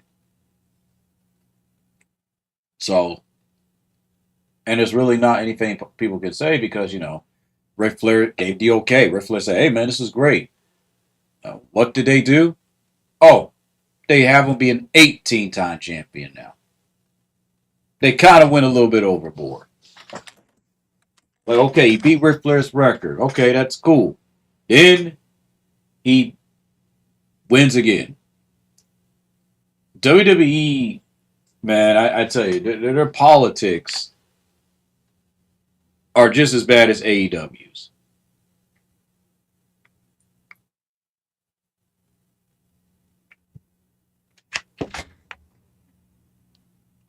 And you know what irritates me about people like Tony Khan and whatnot when they do stuff like that? The moment when wrestlers that get turned down are dead, then they want to do these tributes. Like, what? No. And this is what I mean by like, when I'm in these VR groups and I hear about people getting banned and stuff like that, you gotta understand something about me. I rarely use that ban button. I'm not like all these other folks who just go around banning people, okay? Banning, kicking people left and right. I have a reason for that. If you check out my list of blocked people on my VR chat, back then it was mostly just minors, and I think it was like maybe a couple of people that I had issues with or just didn't want to encounter because of personal reasons. You know what I did towards the end of the year? I got rid of it. I think last year was only one person I had blocked for actual reasons. And then I just unblocked them. It's just people really gotta make better decisions when it comes to when they use that block and mute button. I'm just being real with you. I'm just gonna be real with you. But anyway, let's continue. This has honestly been really entertaining. Good. Wait to clear up something. Also, 2 more days till Doom Dark Ages, folks. he said as they got closer to the show, that the Elimination Chamber, then they made the suggestion to turn Cena, but he didn't apparently say that Rhodes turned it down. But with the whole thing about the segment being moved from earlier and going at the end and the whole 9 yards, they were trying to do damage control already. And but then he said the best thing for WrestleMania was me not to be involved in the finish. Even though I would have done a few things differently in the finish, just how they got there. Best thing was for me not to then come and produce from the back, right? How pissed would you be? I mean, again, that wasn't your finish, obviously, but if it was, and 2 days later he's on TV saying this, what would you think? Oh my God. You know what I think? I don't know. Triple H has a bad heart. He may not think like I do anymore, or used to. But they,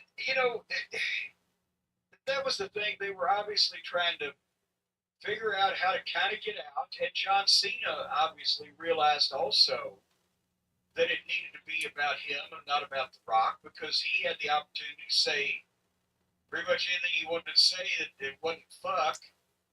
And he never mentioned The Rock's fucking name. Mm. So, and again, remember, anyway. Elimination Chamber, remember, the scrum afterwards, Triple H started it off, and he's done that before. He kind of gives the State of the Union and all the records that they've broken, all the working class fans they've priced out. Just the whole update on everything happening with that night's event. And then the talent comes out. They did that last time. Then The Rock ended the night. Triple H gave all the business updates, and The Rock came out for like a victory lap. All right, tell me how great the performance was. What's your name? What's your name over there, darling? Hi. I'll remember your name. Like, it's just such bullshit. And yeah, it's going to be a big problem. And you have interesting dynamics there. I think they recognize Triple H's skills. I think Nick Conroy's working with Triple H. I think Ari Emanuel's The Rock's agent.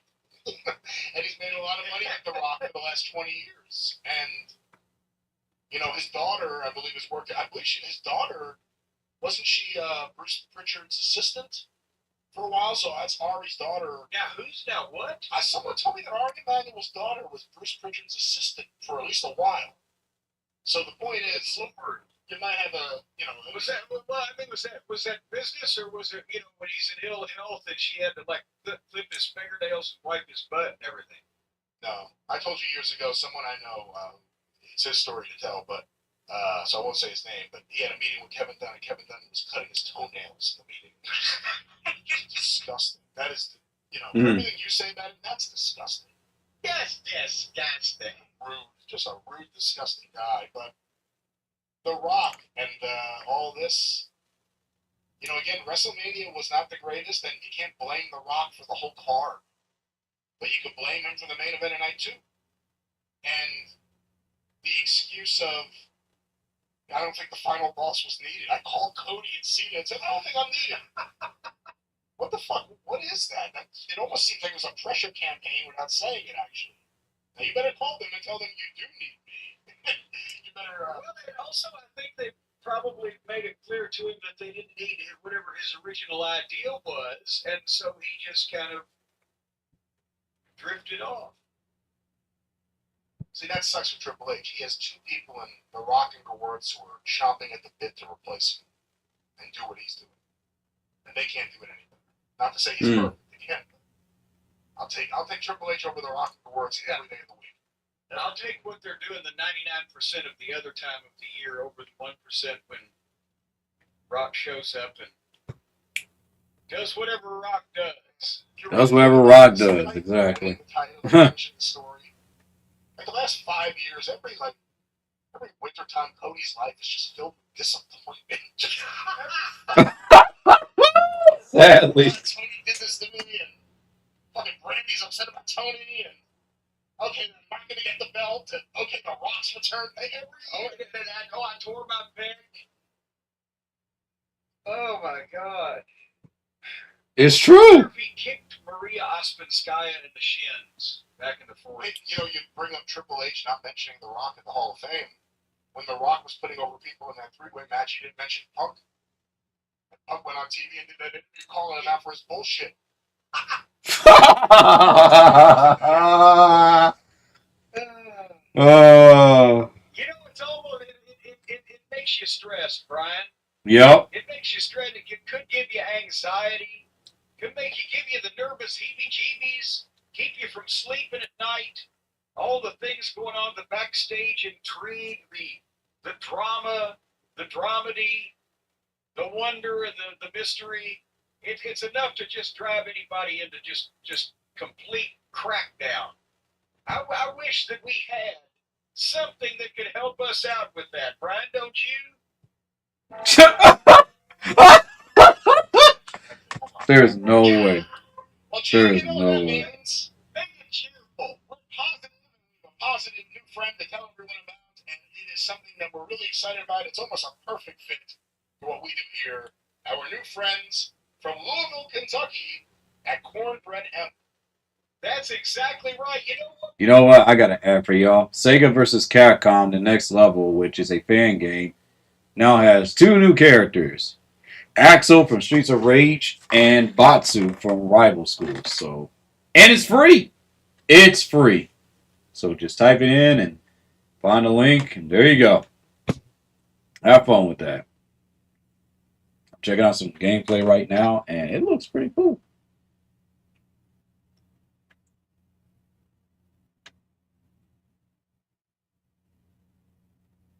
I'll definitely test that out later.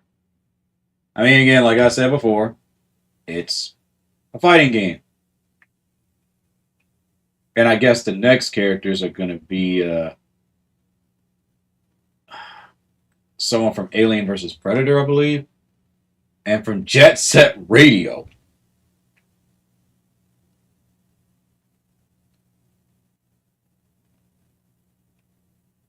That's pretty cool.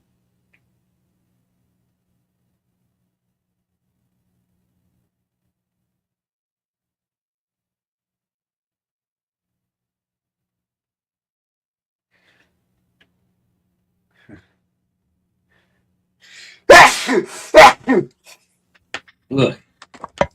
Hey. So I think that's pretty cool. Lynn Kurosawa, and then Vice from Skies Arcadia. Soccer Wars. That's honestly, this is cool. They've been working on this game, this fan project for a long time.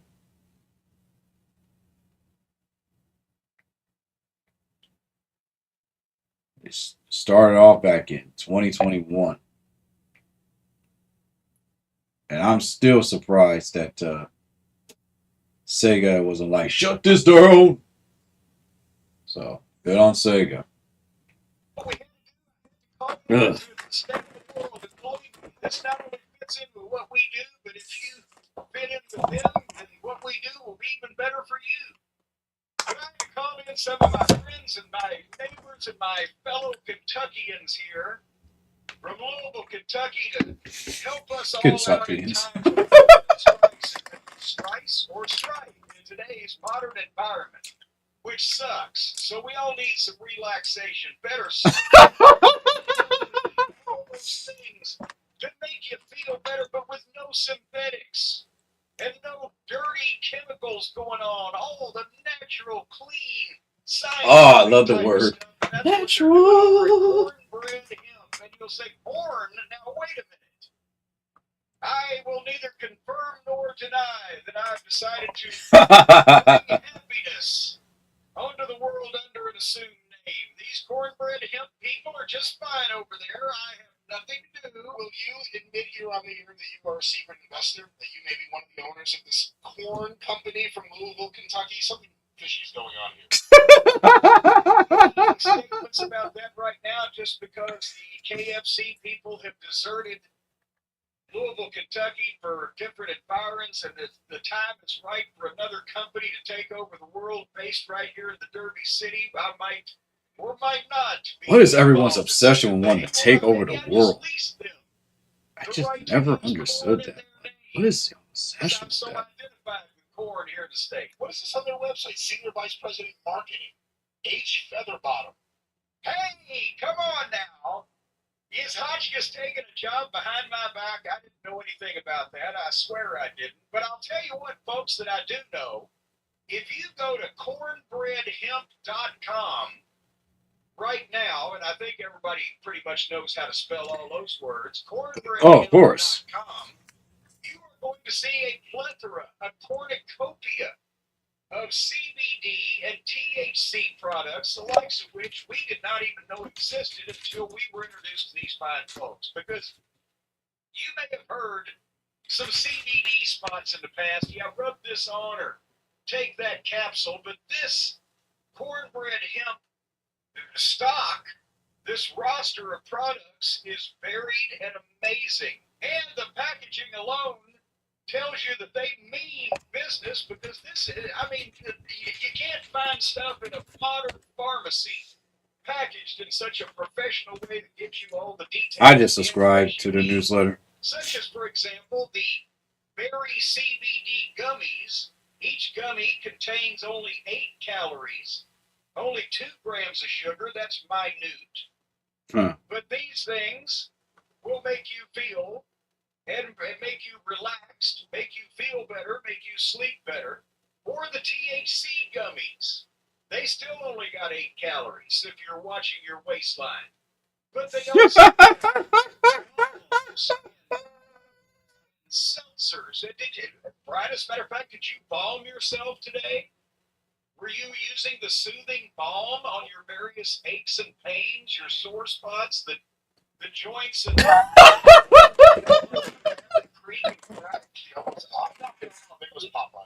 Oh my goodness. I have the bomb. What kind, is this a bath bomb, or is this like a bomb for my beard? What is this? No, it's not a bath bomb. It's a balm. It's a soothing balm. You rub upon yourself, or have some loved one rub upon you that will make your muscles feel better. Oh, we'll just fill out of here. Oh, it's the part of the lid that I ripped. Hold on. Oh my Let me god. open this. Well, ladies and gentlemen, it's not usually as hard for people to unbox the fine products as it is for. I have to be honest. I have issues with your honesty sometimes when it comes to these things. So I'm not going to take your word for it. I'm going to have some of have them now. Well, I tell you what, 10, 10, or is it 10 grams? 10, yes. 10 milligrams. Is it 10 milligrams? How many? 10 milligrams. I'm sorry, I get 10 grams. You probably wouldn't want to take it once. That's Tony Khan. The THC or that's up to Tony Khan levels. But the gummies, 10 milligrams of THC or CBD. Stacy, immediately when we got the first box, she's been having trouble sleeping. She took one of the THC gummies and has never slept better. As a matter of fact, that was Wednesday afternoon. This is Friday morning. She hadn't been up yet. I'm getting all kinds of work done. That's not true. She's been up, and Adam, she's been up, and she went back down and woke up again, as you will with the fine product. This is delicious, actually, and it smells great.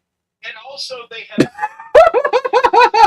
measured these seltzers to where if you drink one, you'll feel in this type of mood, and two, you'll feel in that type of mood. It's very helpful. Their website is very instructifying and very helpful. And as I said, you can rub stuff on you. You can eat the gummies. You can drink the seltzers. You can take the various products. And they're clean as a whistle. And they're 100% legal, shipping directly to your door, as I mentioned, with no synthetic, all organic ingredients and real THC. From Kentucky. Perfect. From Kentucky, carrying on, by the way, a 250-year tradition in Kentucky. Young, enterprising mountaineers down in the eastern part of the state, growing a variety of things that a lot of people didn't know about for hundreds of years. But now, it's all out in the open and packaged on the shelf for your amazing consumption. All the products are third-party lab tested for the safety and the purity. And it's basically no alcohol, no hangover, just kicking back, relaxing, and living in the moment, Brian. Living on the edge of the lightning bolt. And as a matter of fact, one jar of the THC gummies contains, I believe, 20 or 30 gummies? 20 gummies. Yes, 20 servings. So you eat that whole jar and you'll be done in. You'll be like, oh, no. Once again, no. Definitely not. You want to only have the recommended dosage, which... You know what they say? This is one gummy. In case of lightning...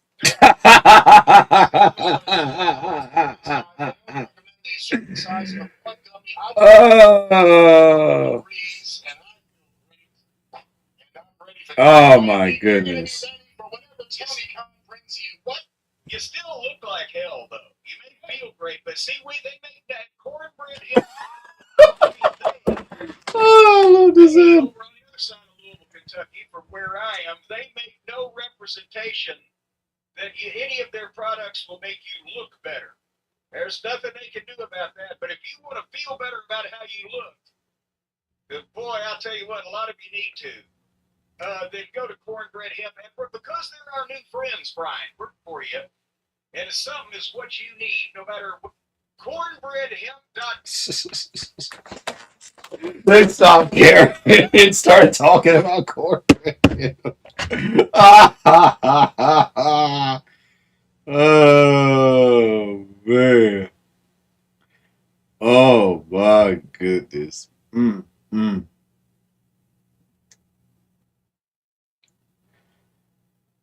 Whew. All right, let's talk about this. Jim Cornette, who has the best women's division?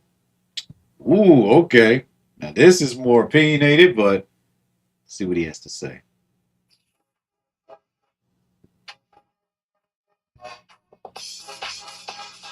You ain't one of them? Okay.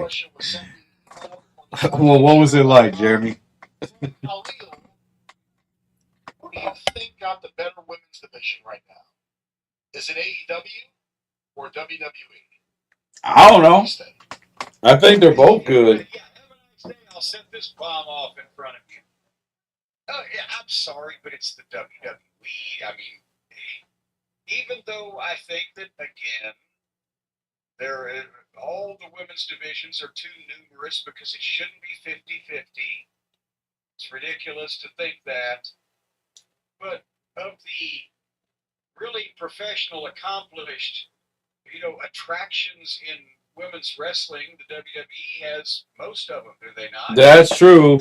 I I mean, AEW does too, but I get what you mean. Toni Storm can work, but it's so just silly for the kids that like silly wrestling and want to laugh at everything. It's just.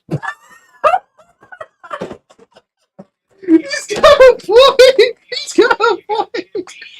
Oh my god. You got Charlotte. For those of you who want to get pissed off, but you've got. He knows. I don't even hate Charlotte Flair. Does this person look like a celebrity in wrestling or not? It's the WWF or WWE or whatever they're calling themselves these days. Exactly. Whatever they're calling themselves these days. Exactly. Roster, I think AEW's women's roster has some real talent who haven't been necessarily used the way I like. I think Megan Bayne's a star. I mean, I'm waiting to find out, she's something bad. She seems like she seems great and she has a presence. Toni Storm, again, she's lost in her gimmick and it's working for her. But get about talent. Jamie Hayter, I thought had a world of talent, but she has the least marketable look in the women's division just because of her color scheme. It's like a giant Cabbage Patch doll. You know what? That's exactly what it looks like. That's fun. Honestly, I think it's 50-50 between the women, but when it comes to, from a professional basis and who has the most stock and money, I can definitely say WWE. It really just depends, I think they're all great. I really don't have any bias towards any of them. Do I have a favorite?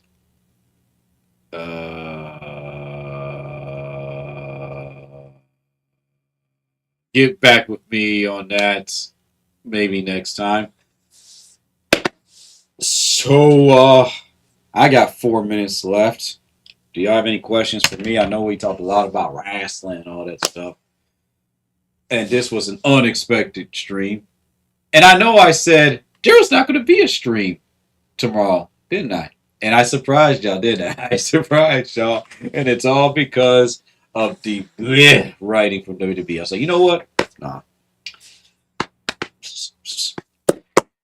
I'm talking about this, and here we are. And I did it for 1 hour, 57 minutes. But I'm going to go ahead and just keep going until I hit the 2 hour mark. I want to thank y'all so much for just dealing with me and understanding that this has been rough.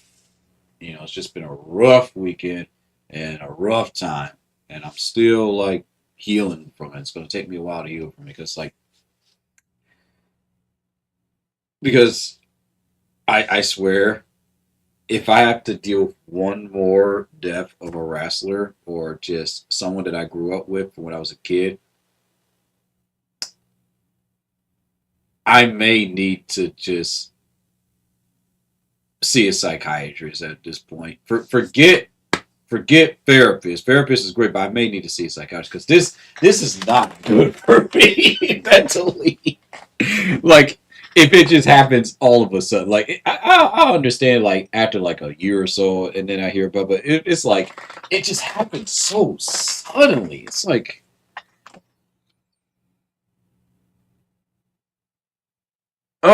You just don't know how to feel about it anymore. And I know that, you know, everyone's just going through it and just trying to like push themselves past their emotions. So I commend the wrestlers for doing that. Getting it all out their system and that's it. It's just, I don't know.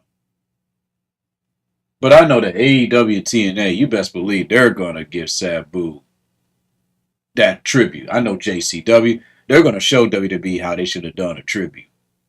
Best believe AEW TNA, they are going to go all out. NXT, maybe we may get something from NXT. SmackDown, I don't know. I'm not going to review it. I'm not going to review SmackDown or NXT. But, the bottom line is that Raw was rough. Rough. And I really didn't want to talk about it. I want to just skip over to say, you know what? I'll let it slide. But nah. There was just too many. It was just too many red flags. It was like strike one, strike two. If they had like two strikes, I'm like, yeah, whatever. I'm not going to strike. But then I saw strike 3, 4, 5, and I was like, okay, nope, no. I got to talk about it. And I'm pretty sure that someone's already posted a video talking about, oh, this Raw was terrible. Blah blah blah, and that's fine. That's their opinion. But the Raw wasn't terrible. It was just It just felt stagnant, and it just felt stale. And the fact that Becky Lynch had to take a lot of notes from Cena, and really no Sabu inspired promos, really, that wow. Okay. Let's see what AEW TNA does. I know they're gonna do a heck of a tribute for Sabu. WWE's just like, he was a great legend. That's it. I think that's just wow. Yes, they have their moments that they posted on their page, but TNA literally has 2 hours worth of that. Like I said, man, it's just backwards. It's just so backwards. But anywho, to everyone that popped up, I know I didn't say your name, but welcome, thank you, and that's pretty much it. So before we go, is anyone excited for the new Doom game? Because I'm gonna be playing that all day. Hopefully, I'll be able to pay attention to the chat this time because my ADD is just kind of like you know.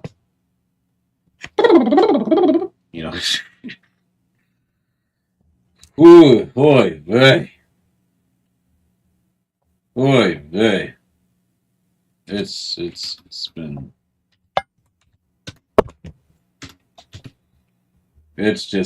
a roller coaster, man. A roller coaster, and I don't know what to expect. Um,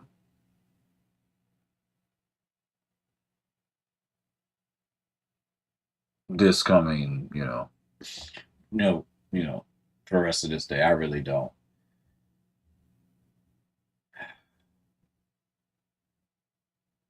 So understand that this week I'm gonna be trying to piece myself. I'm gonna pick myself up. I'm literally just like, eh, just that's what I have to do. So it's gonna be tough, but I'll make it through it, and hopefully I'll be able to get a appointment scheduled for the dentist because it is time. It is time for me to go back to the dentist. But yeah, I really do appreciate y'all, and I guess that's pretty much it. So, any questions? I highly doubt if anybody's here, but yep, that answers my question. So, I can go ahead and end everything. So, 862 likes, no gifts, no shares. It's all good as long as y'all showed up and as long as y'all say, hey, that's all that matters to me. So, go ahead and get rid of this. And we'll just have a good look at this. And once again, rest in peace, Sabu. Thank you for everything. And I'm sorry that Raw did not give you the justice that you deserve. Hopefully, SmackDown or NXT or even AEW, TNA, or other indie promotions do a better job. I know Joey Janela. I know he's gonna definitely do some tributes. So that Raw was a headache.